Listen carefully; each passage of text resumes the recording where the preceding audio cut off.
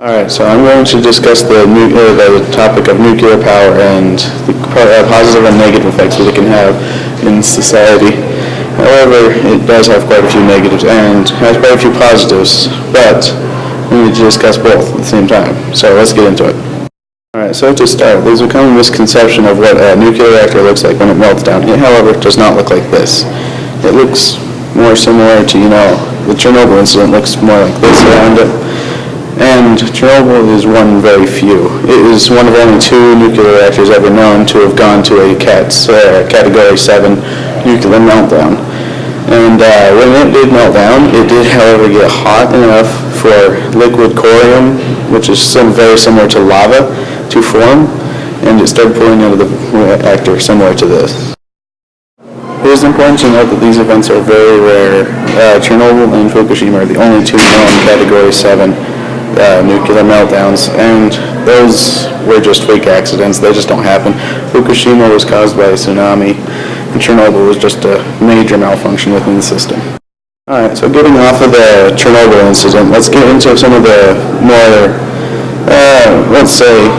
misunderstood facts about nuclear power. People have a misconception that when you're living in a nuclear power plant, that you absorb a bunch of radiation from it. In reality, if you just look at the chart, you realize that just from cosmic radiation, which is just being out in the sun, for 1 year, you absorb more nuclear radiation than you would from living near a power plant for an entire year. Or if you take an airline trip for 2,000 miles or more, you absorb more radiation that way as well. Or just 1 day in the dental or doctor's office when you get an x-ray.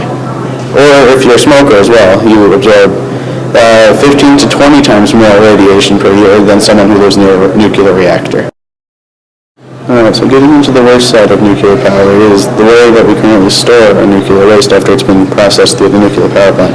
And as you can see here, these are storage silos for nuclear waste. These will be here for hundreds, maybe thousands of years. But it can be mitigated if we would just adopt the process of recycling the nuclear waste. Like the U.S. will be building their first recycling plant for nuclear waste in 2025, which will, the best part about that is it actually cuts the half-life of the products in half. That's a funny thing there, but it actually would reduce the dangers of this nuclear waste and reduce the time by half of how long we need to store it. It is also important to note that nuclear power has absolutely no carbon footprint, and as a result of that, it is quite safe for the environment.